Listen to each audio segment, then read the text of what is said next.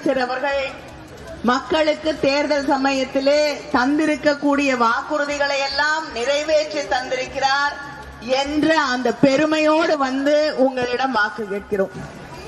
சென்ற தேர்தலிலே முதலமைச்சர் அவர்கள் மக்களிடம், முக்கியமாக சகோதரிகளிடம் ஒரு உறுதியை தந்தார்கள்.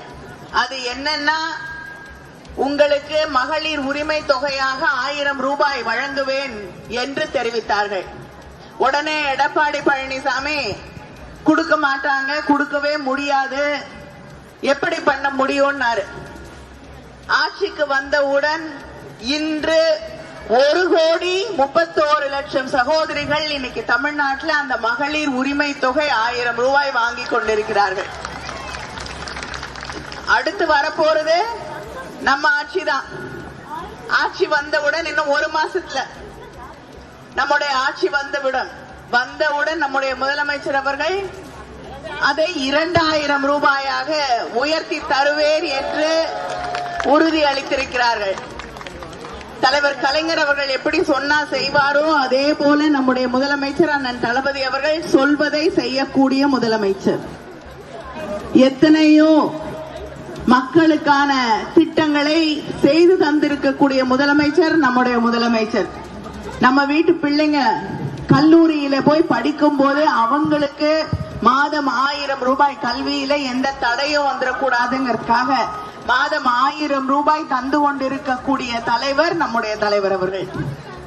அதே போல ஆட்சி பொறுப்பிற்கு மறுபடியும் வரப்போகிறோம். வந்தவுடன் அந்த தமிழ் புதல்வன் புதுமை பெண் திட்டத்திலே வழங்கக்கூடிய 1000 ரூபாய் 1500 உயர்த்தி வழங்கப்படும்.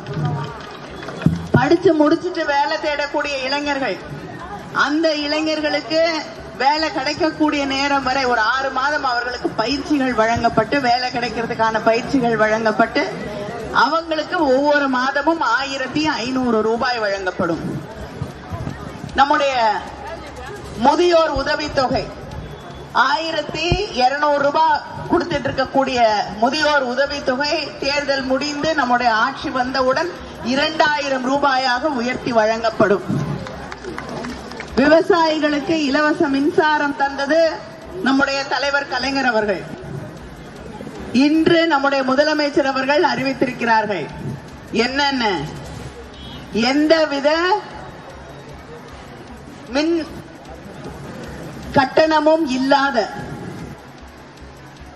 மின் மோட்டார்கள் 20 லட்சம் விவசாயிகளுக்கு மேல் பயன்பெறக்கூடிய அளவிலே 20 லட்சம் விவசாயிகளுக்கு மின் மோட்டார்கள் வழங்கப்படும் என்று நம்முடைய முதலமைச்சர் அவர்கள் அறிவித்திருக்கிறார்கள்.